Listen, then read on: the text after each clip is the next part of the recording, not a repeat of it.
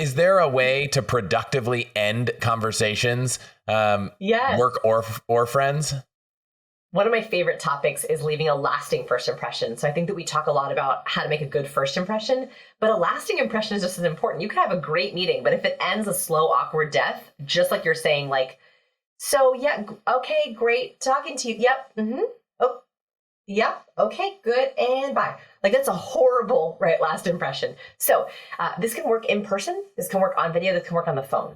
The very first thing that you want to do if you know that you're heading towards the end of interaction is you can use a future mention.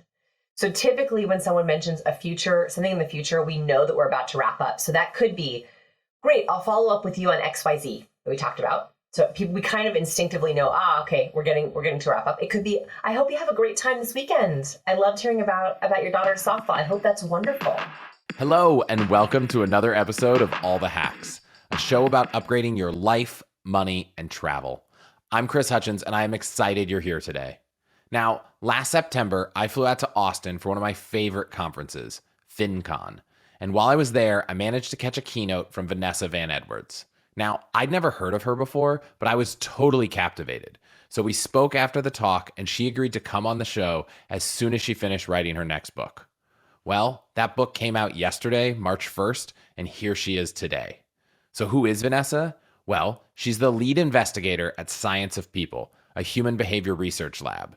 She's the best-selling author of Captivate, The Science of Succeeding with People. She's taught over 500,000 people worldwide on how to succeed in business and life by understanding the hidden dynamics of people. And she just published her latest book, Cues, Master the Secret Language of Charismatic Communication. We're going to talk about how to control and leverage those tiny signals you're sending, from your stance or your facial expression to your word choice or your vocal tone, to improve your personal and professional relationships. We'll also talk about the science behind becoming charismatic, how to optimize even your video call background, and so much more, including her top picks for your next trip to Austin. That is a lot to cover, so let's jump in.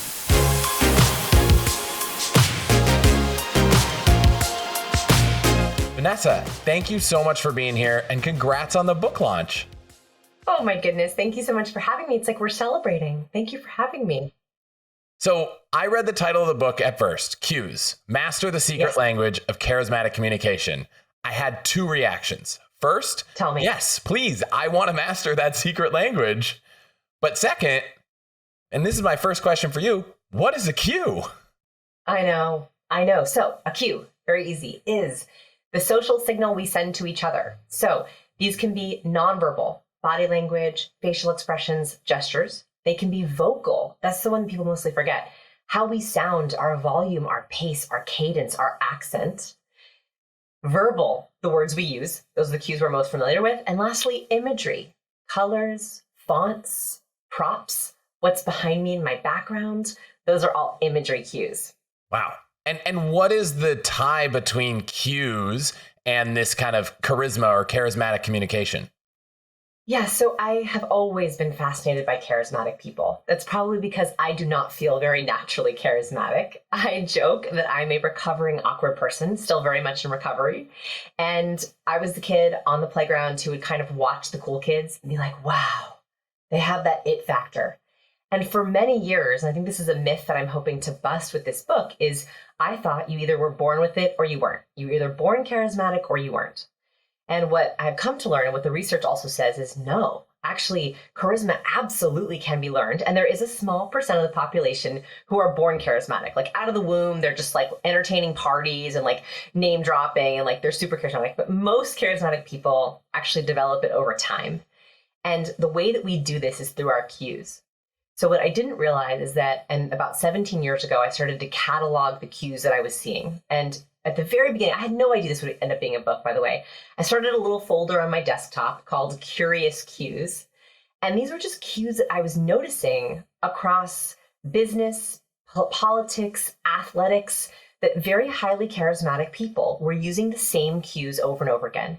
It didn't matter their industry, it didn't matter their talent, they were using these cues over and over. And I thought, what are they doing? How is it they captivate us? How is it they can pop onto an interview or come on video and we immediately want to watch them? So a cue is how charismatic people socially signal their charisma to others. Yes. And I know you've talked in your previous book and a lot about what charisma is. Could you kind of break it down? Because like you've said in the past, it's something that we all know, but we don't actually have a way to describe. And I think that might be a good starting point. This is exactly it. We feel like charisma is like this, kind of mysterious behavior, but actually it's not mysterious at all. There is a formula for charisma. And this, by the way, when I read this in the research, it was like relief. So what the research finds is that highly charismatic people, this is research out of Princeton University from Dr. Susan Fisk, is that highly charismatic people rank off the charts in two specific traits. They have to be both warm and competent. So when you meet a highly charismatic person, at the same time, they're signaling likability, trust, warmth, collaboration, openness. And at the very same time, they're signaling competence, power, capability, efficiency, productivity. And the reason why highly charismatic people are so captivating is they're always hitting that balance. We both want to be around them and want to work with them. We both trust them and also take them seriously. That is the formula for charisma. And is there a way someone listening could kind of evaluate where they are? I mean, is it a spectrum?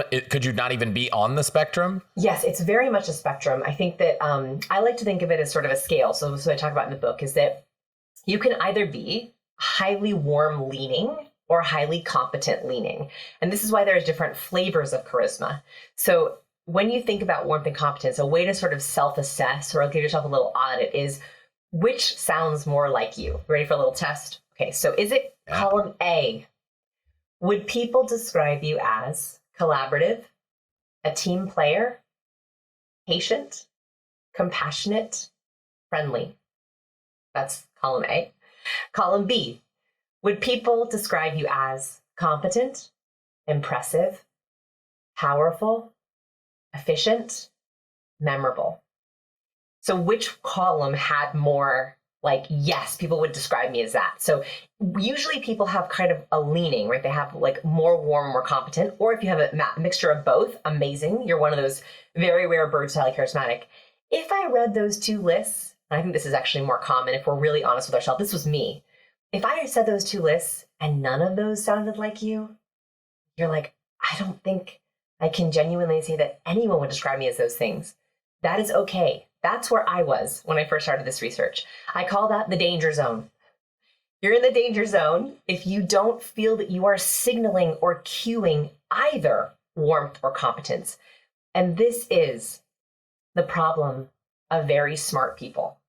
Most of my students, like I think most of your listeners, are high achieving, high earning, high performance, smart, talented, capable individuals. The problem is that very smart people often rely too much on their ideas. They know they have really good ideas. They know they have really good training. They know they have really good skills. So they double down on that. But the problem is they don't think about how to communicate those ideas. So they walk into a boardroom or they go in a presentation or they're asking to raise their rates with clients or they're asking for a raise from their boss. And they don't understand why the other person doesn't see their smarts. Cues are how we communicate the warmth and competence of our ideas. Yeah, so I want to get into getting out of the danger zone and for people who are on either spectrum, how to fix it. But I thought a good place to start is, could you tell me about the cues you brought to this conversation? And yeah, I'm hoping that by the time this happens, we'll start putting things out on YouTube. Maybe someone could watch the video. If not, stay tuned. It'll happen. Yeah. But what did you bring to set kind of an example of how you wanted to be conveyed? Sure. So actually, let's start with vocal. So for people who are listening or watching, this would be helpful. So I know, and the research shows that the way that we say our words, our vocal power, is a very important aspect of how people judge our charisma. Our vocal cues are really essential for communicating both competence and warmth. And so a study that I share in the book, which I'll share here because I just think it's mind-blowing, is they had doctors record 10-second voice tone clips. So these are short clips where they said like their name, where they worked, and their specialty. So it sounded like this. Hi, my name is Dr. Edwards. I specialize in oncology and I work at the Children's Hospital. Okay, very simple. They took these clips and they warbled the words. So you could hear the volume, the pace, the cadence, all the vocal cues, but none of the actual words. Then they asked participants to listen to these clips and rate the doctors on warmth and competence, the two things that we know are essential for charisma. What's incredible is, imagine this for a second. You're given a clip of gobbledygook, right? Like that's how the clips kind of sound, like womp, womp, womp, womp, womp, a little bit like totally distorted. And you're asked, how smart is this person? How friendly is this person? Like this is based on almost nothing. What they found, incredibly, is the doctors who had the lowest ratings of warmth and competence had the highest rate of malpractice lawsuits. Now, Wow. This indicates, we don't just sue doctors based on their skills. We sue doctors based on our perception of their skills, and that happens within the first 10 seconds of hearing them. So what I brought to this interview, I know that the first 10 words out of my mouth, not only what the verbal cues are, but also how I share those first 10 words, are going to set me up for warmth and competence for the entire interview. And the biggest mistake that I used to make, that I hear a lot of people make on their video calls or on their interviews, is they hold their breath and they wait to start, and then they say their hello on the highest end of their range. So they go, hello? Oh, hi, how are you? And then they go down into their lowest range. So one is, when we analyzed video calls and the vocal power behind video calls, often people's highest note was the first word. So make sure, number one, just as I try to do right when I hopped on, is as you were saying hello, I made sure to speak on the out breath. So instead of, hey, I'm happy to be here, all the way up here, I was, hey, I'm so happy to be here. Those sound totally different, but they both come from me. And that is simply an effect of breath. So one is I made sure I was in the lowest end of my range. And then second, I also made sure that, and that's vocal competence. So we are always listening for lower end of range for confidence, to hear competence, to hear, is someone feeling good about what they're going to say? Are they holding their breath? Are they nervous? And the second thing is I also try to bring vocal warmth. So I truly am grateful to be here. I feel very, very supported by you in supporting this book launch, and I need your help, right? Like the only way that I can reach your listeners is with you.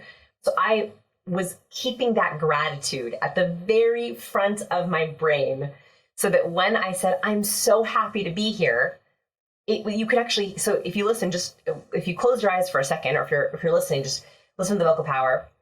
Smiles change the timbre of our voice. They've actually detected that a smile can change the way that your voice sounds. We can hear a smile.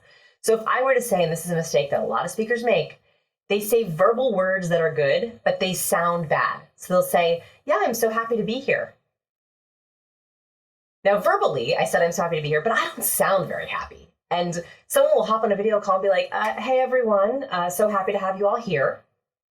That doesn't sound very happy. Like, instinctively, we're like, no, that doesn't sound very happy. Whereas I'm going to smile so you can hear it. I'm going to smile all the way up into my eyes. So an authentic smile reaches all the way up into these upper cheek muscles. So if I smile all the way with my face, so all the way up into my upper cheek muscles, and I say, I'm so happy to be here, it sounds different. We can literally hear the warmth. And so I want to start to pair, and that's what I try to do in my interviews, is how can we pair our intentions with our cues? That was a long answer. No, it was great. I mean, that's okay. Part of what you brought to this.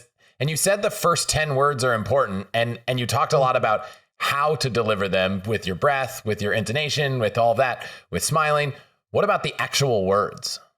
Yes. Okay. So once you have the nonverbal and vocal down, and that's sort of like a foundation. That's how I kind of like to think about it, is if you have your nonverbal foundation, your vocal foundation down, that's a much easier way to deliver almost any kind of verbal content. However, your verbal cues matter.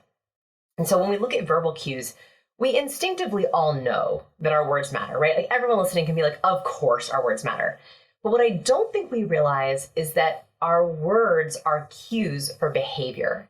In other words, especially as we're doing more and more virtual communication, our brains are constantly hunting, searching for, listening for, how should I act? How should I behave? How should I feel? And what research has found, and this is across a lot of different studies, and this is kind of a fun one that I'll share. So Brian Wansink wanted to know if a verbal cue could change someone's attitude.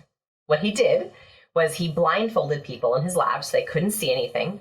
And then he gave them a bowl of strawberry yogurt. So I actually don't even talk about this study in the book because I think it's so fun. He gave them a bowl of strawberry yogurt and they're blindfolded. And he has them eat the strawberry yogurt. So they're blindfolded, they're eating it. They're tasting their strawberry yogurt. And then he asks them to rate the yogurt on its strawberry flavor. So how strawberry do you feel this yogurt is? 59% of the participants rated the yogurt as having a nice strawberry flavor. There was a catch. The yogurt was chocolate. Totally different flavor profile, right? Like, it wasn't like strawberry and raspberry. It was like strawberry and chocolate, which tastes totally different. This is the first of many studies that shows that when the brain heard strawberry and then was asked to look for strawberry, the mouth tasted strawberry.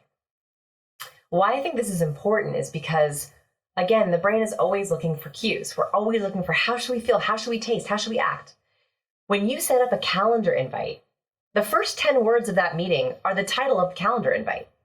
Like, your meeting started the moment someone invited you to that calendar invite. Your meeting started the moment someone opened the calendar invite or saw your name in their inbox. That's the first 10 words they heard. When someone sees your email, the subject and maybe the opening line, that's your verbal first impression. And those matter because people are looking for, what's the flavor? Is it strawberry? Is it chocolate? What should I be searching for? And so my argument is, what if we think about how we want someone to feel before, during, and after interacting with us? Do we want them to be warm? Do we want to inspire openness and collaboration and trust? You should be using verbal cues in the warm category. So if you want a collaborative meeting, call it collab session or team collab. If you want in an email to trigger more warmth, say hi team or hi friend or hi partner. Those labels are actually cueing people to feel, in fact, more collaborative. It literally prepares their brain for more collaboration. On the other side, if you got to get it done, right? If you're like, no warmth today. I got to get it done. We got to be competent. We got to be productive. Okay. Set people up to be productive, right? Call it a goal session. Call it 2022 wins, right? The more that we use, let's be productive, let's get it done. I have an agenda attached. I can't wait to power through this. You're actually helping the other person's brain get ready to win, to power through, to achieve, to be efficient. And so I think that that's a gift that we can give people, that these verbal cues, especially the first 10 words, not only help you be more charismatic and purposeful, but they're actually setting people up to be more successful themselves. Yeah, I feel like I'm in a choose your own adventure novel where I'm like, gosh, there's 6 places I want to go with this conversation, but I'll pick one. Too. Yeah, I'll pick one and hopefully we'll come back if we need to. But I noticed that nowadays with all these virtual meetings, people show up and the meeting hasn't started and you have this banter back and forth. And what I hear you saying about verbal cues is they're going to set the tone of the meeting. But I feel like so often the start of it is like, it's a long day. I got a lot on my plate. Is that completely counterproductive to what we should be doing? Okay. Thank you for bringing this up, because here are my least favorite words at the beginning of a meeting. Are you ready? Like, when I hear these words, I want to crumple to the floor and go to sleep. Okay. Here's what they are. We're going to wait while everyone logs on. Oh no. It's like telling everyone your time isn't valuable. My time isn't valuable. We're going to do nothing for the next few minutes except worry and check our email. So, one is, I want you to work as much as you possibly can to make those first few minutes productive.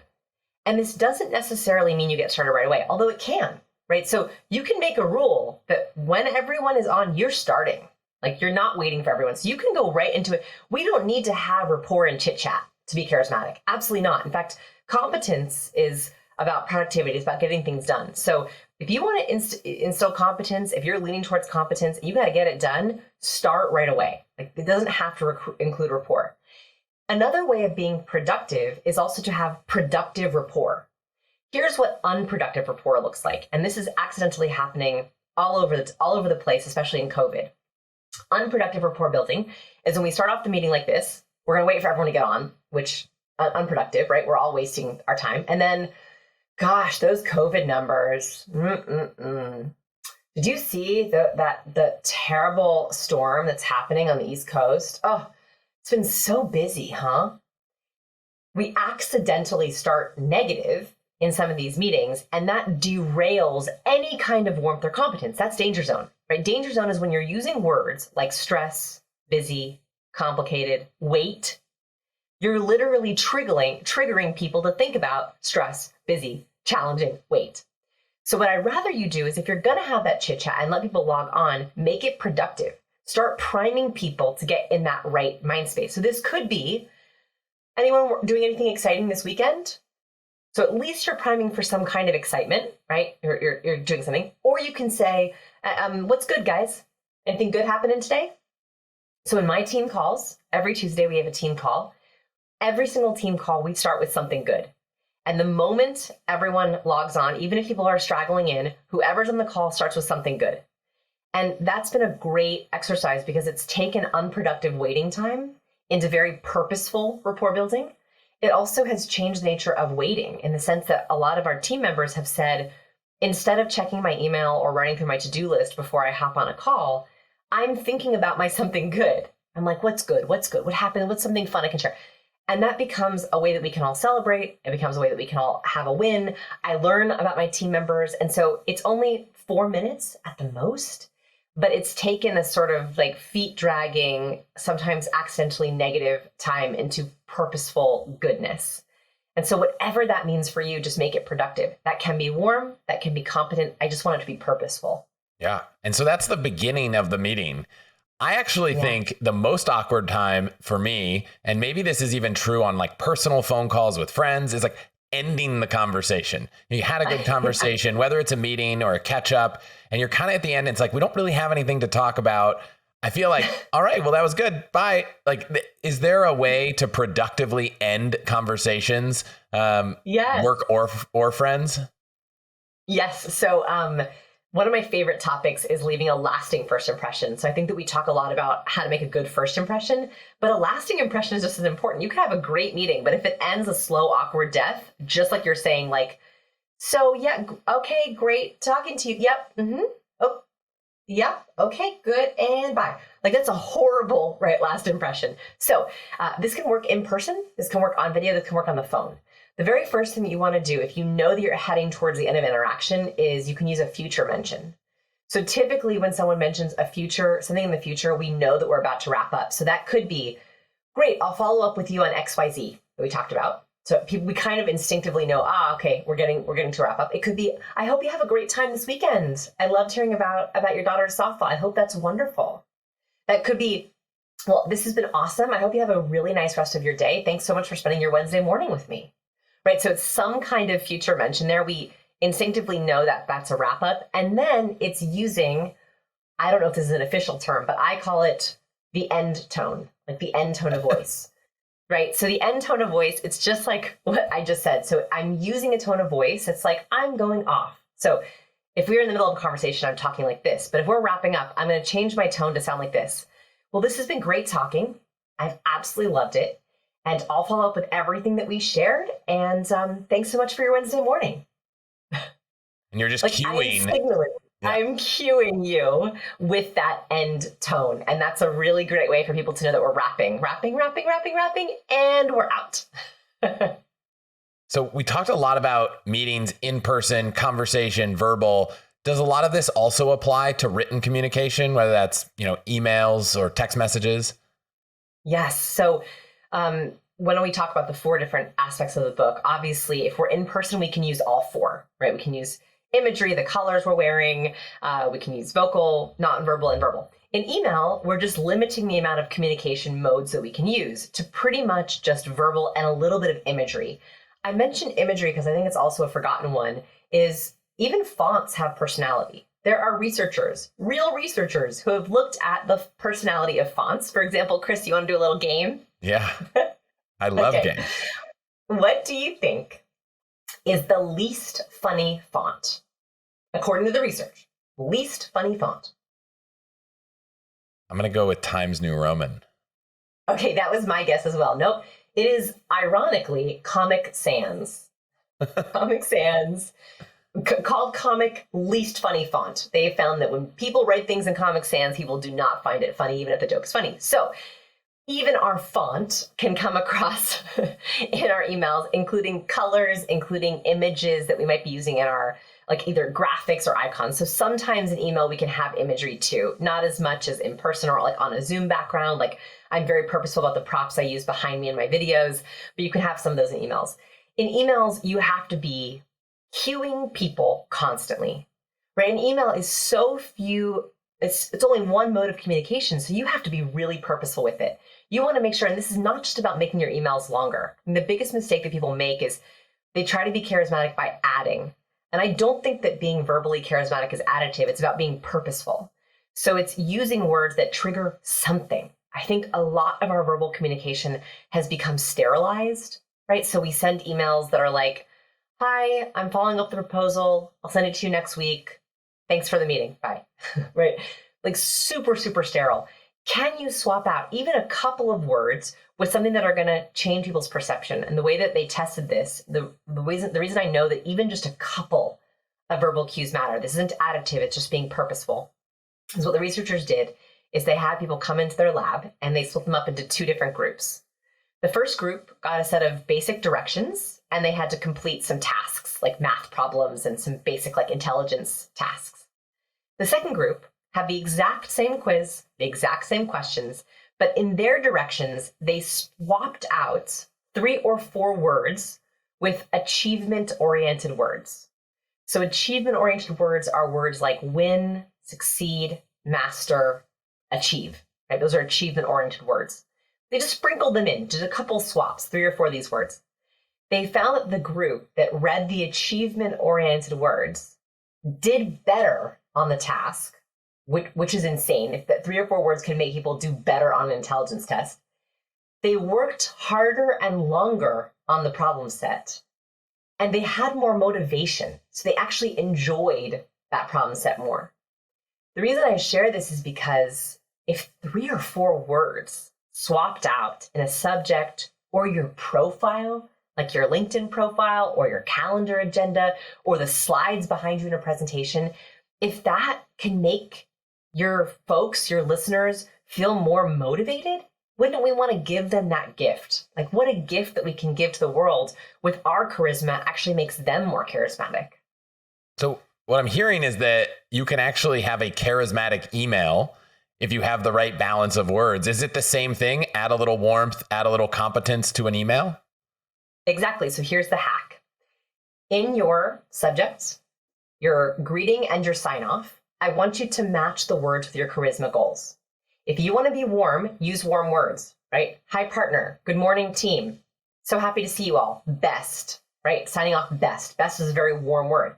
If you want to be competent, use competent words in your opener and your sign-off. Onwards, let's do this. Can't wait to work together. Like those are competent openers and words. So yes, you can match your charisma goals in your emails. And if you want to kind of come off more charismatic, as you say, is the goal to balance what's natural for you with those words? So if you kind of, at the beginning of this conversation, you reflected and said, wow, I'm probably more the competent person. Let's add a little warmth. Or is the goal to put both of them out there to kind of have a balance in the email? Okay, so this is where we get into the advanced tips. So level 1, balance. So this is all new to you, I want as balanced as possible. So a little bit of warm words, a little bit of competent words. Same thing, a really easy hack that we can use here is like on your LinkedIn profile, look at your headline. Look at the first 2 sentences of your LinkedIn profile. Count the number of warm words versus competent words. Now, this is more art than science, so we'll get a little bit more creative here. But warm words, when I say warm words, I mean warm words kind of make you feel the warm and fuzzies. Words like collaborate, team, best, both, together, happy, great. Those are warm words. They have more warmth in them. Competent words are words like efficient, streamline, chart, data, science, right? Those are all more competent words. So a little art, not necessarily science. Actually, I have a glossary in the book if you want a more specific list. I want you to look at your LinkedIn profile and I want you to count how many warm words, how many competent words you're using. And level 1 goal is to make it a mix. So try to have an equal amount of warm words and competent words. So even when I was writing the book, I tried to have a balance of warm and competent words on the pages that mattered, right? So in the introduction, in the description behind the book, in the description on Amazon, because I know that I want to hit both warm readers and competent readers. So I try to have a balance of both in any and all public-facing things, including like my slides. So I give a lot of keynotes. I have an exact equal balance of warm slides and competent slides. My competent slides are graphs and data and research. And for every single competent slide, I have a warm slide, a personal story, a funny GIF, a joke, right? So those balance out. So I try to hit that balance. Level 2, and this is for my advanced learners, is if you are with a VIP, if you're with a boss or an important client or an important customer, and you really want to respect them charismatically, you can dial up into their warmth or their competence. So for example, I have some VIPs in my life that are super high in competence. And so to respect and honor them, when I am engaging with them, I also dial up my competence. I still use warmth, but I just sort of edge more into the kind of words and nonverbal that they use to honor and respect where they're at. So that's kind of level 2. That's the ninja level. I have a practical application that I'm now going to apply this. I'm probably more of a warmth writer with an exclamation point at every end of thing, always signing off best, smiley faces and everything.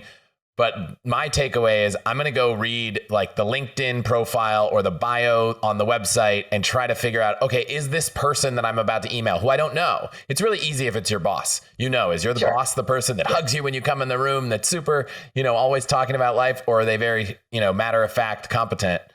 But I imagine I could go read the tweets, the blog post, the LinkedIn profile, identify who this person is.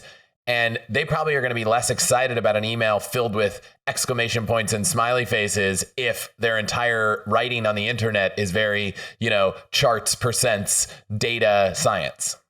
Exactly. So like watching their YouTube video, watching their TED Talk, looking at their profiles, matching them is it's a way of literally saying, I want to be on your page.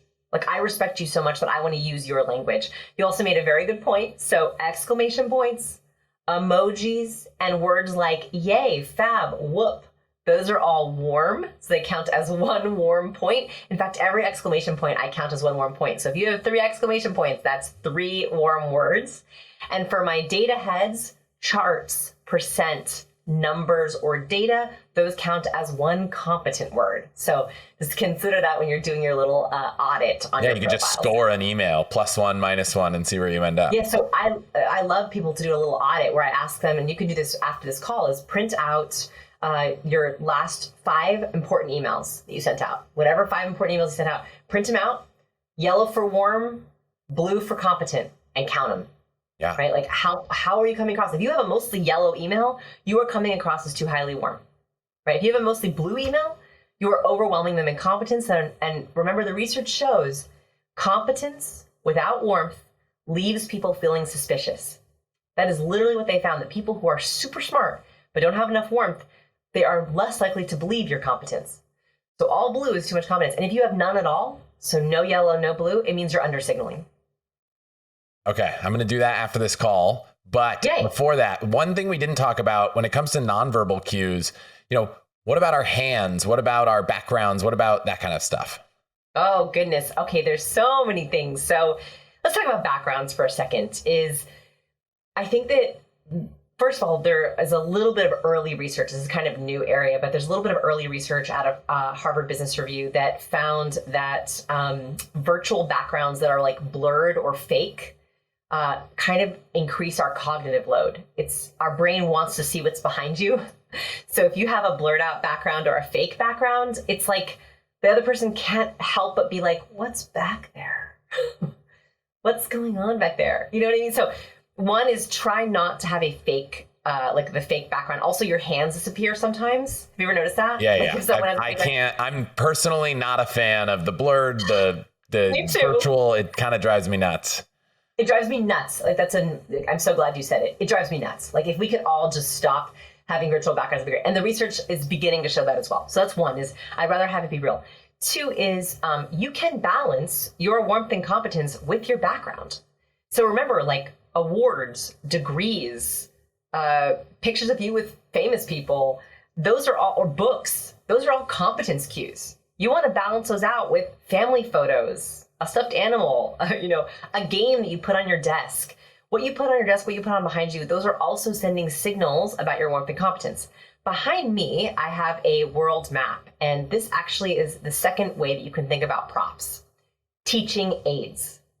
So I've experimented with a lot of different props behind me, and one thing that I learned early on was that I used to have chemicals behind me. For about 2 years, I had my favorite social chemicals. So I had oxytocin, serotonin, and dopamine behind me. Super high competence, right? Having chemicals behind me, it was super high in competence. But it intimidated people. People were like, I'm not good at science. I failed chemistry. I don't want to see that. So I was accidentally turning people off. Then I decided to do a world map because I realized the biggest question I was getting was, are these universal?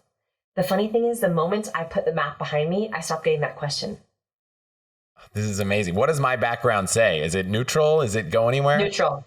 Okay. Neutral. So behind you have some black and white images that look abstract. So I know that this is kind of neutral. I also see that it's black and white. So you're trying to not signal anything too big. In fact, I would think as an interviewer, that's great, right? Because you're trying to get the focus to be on the person you're interviewing. So I kind of love it. Oh, great. This is all just what we had in the house. So that worked out great. And hands, anything, hands up, down. So hands are a really critical part of our charisma. I talk about this in my TED Talk. If you're, I do a whole hand gesture demo in my TED Talk if you're curious about watching it.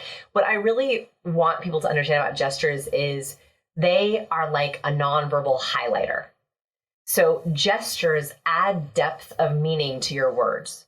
So like a highlighter, you wouldn't want to highlight an entire page, right? So I wouldn't want to just have gestures all the time. If I have constant gestures, it's like having a whole page of highlights. It's too much. Like our brain can't remember any of them. What I do want you to think about is how can I add a gesture to underline or emphasize my words? So if I'm talking about 3 things, I'm going to hold up 3 fingers. If I'm talking about a big idea, I'm going to show you how big it is. I'm going to hold a big bowling ball big. That's how big it is. If something is no big deal, it's really small. Like don't worry to my customer or client, it's no big deal. I'm going to hold up a little tiny thing that shows, look how just small that is. It sounds sort of silly, but that actually is a way that our brain highlights our important points. So I like to think of gestures as highlighters. Okay. I hope this video is out and people can watch it. I'll link to the TED Talk in the show notes. In the time we have left, I want to do kind of like a rapid fire of a few things that I know that you've talked about. And also you mentioned a glossary of words in the book. I was surprised. A lot of times you look at books and it's just a lot of text. You have like pictures of facial expressions and how to rate how people are looking. And so there's actually a lot of like, it's not just words, it's stuff that you can't convey all the time. So it's fantastic. Definitely check it out. My rapid fire things. They're kind of like hacks that I picked up from you or want to. What do you do to get someone to stop interrupting you? You open your mouth like a fish, so you can go up. We know that usually means someone wants to talk. You can also hold your hand up as like a stop sign, like pupil. People usually can recognize, they have something that they want to say. Yeah. And what about where to sit? So where to sit should match your intention. So I have a little seating chart in the book where I break down the Last Supper as an example of seating, because I just think it's like it's a medieval conference table. Basically, it's the Last Supper. If you're in charge, if you want people to pay attention, you want to be at the head of the table facing the door. Facing the door. That's the big one people mistake. Leaders want to see faces as they come in, and they want to see who sneaks out early. That's usually the leadership position if you want to be noticed. If you want to influence the influencer, but you don't want to be in charge, you want to sit to their right or their left. I call those the flanking positions. If you want to challenge the leader, or you want to really be seen as taking a strong stance, you want to sit opposite the leader or opposite the person who's leading. And if you don't want to be noticed, you want to sit along the side out of eye line. That was a very, very fast overview of, I wish I had visuals. That was a very fast overview of that section. Yeah, there are visuals in the book, so check that out. Last, total tangent. You live in Austin. I got 3 questions. Best meal? Loro. Okay. Best place for a drink? Loro. I don't really drink. Okay. So I would say merit coffee. Okay. Perfect. I didn't say what kind of drink. That's right. And then an atypical thing that someone should see or do in Austin. Oh yeah, stand-up paddleboarding along Lady Bird Lake. People forget that we have like a ton of water sports here. I know people think of Texas as dry, but stand-up paddleboarding or running along Lady Bird Lake, the best. Yeah, perfect. So I always like to ask that. You mentioned that there are some files and scripts related to cues that you want to give listeners. Can you tell me a little bit more about that? Yeah, sure. So if you go to scienceofpeople.com/charisma, you can actually take the official charisma diagnostic. So we talked about earlier, how do we know if we're warm or competent? I have a free diagnostic. You can take it as many times as you want. I also have a bunch of the bonus material in there. So if you go to scienceofpeople.com/charisma, take the official quiz, and bonus, have someone in your life take it as you. This is a great way to self-check. You might think you come across as highly warm or highly competent, but what does your colleague say? What does your partner say? So screenshot your results and then have them take it as you and screenshot the results they got for you. It is a super interesting self-check. I'm literally going to ask my wife to do that right after this. And like people I work with. Okay, so the book's out. You can get it wherever books are. Where can people go to learn more about you and everything you're doing online? Yes, and I also read the Audible, and I bring a lot of vocal power to that. So if you are a listener, please go check that out. And then scienceofpeople.com is where we have all of our articles. And you also can check out my YouTube channel where I break down cues of Justin Bieber, The Rock, Princess Diana, Britney Spears. I have a little fun with what I couldn't get away with in the book. So if you want some cues breakdowns, that's my YouTube channel at Vanessa Van Edwards. This has been awesome. Thank you so much for being here. I really appreciate it. Oh, Chris, you're the best. And thanks everyone for listening. All right. That was that close voice. That was the close voice. I'm going to leave that in. Do it. We did it.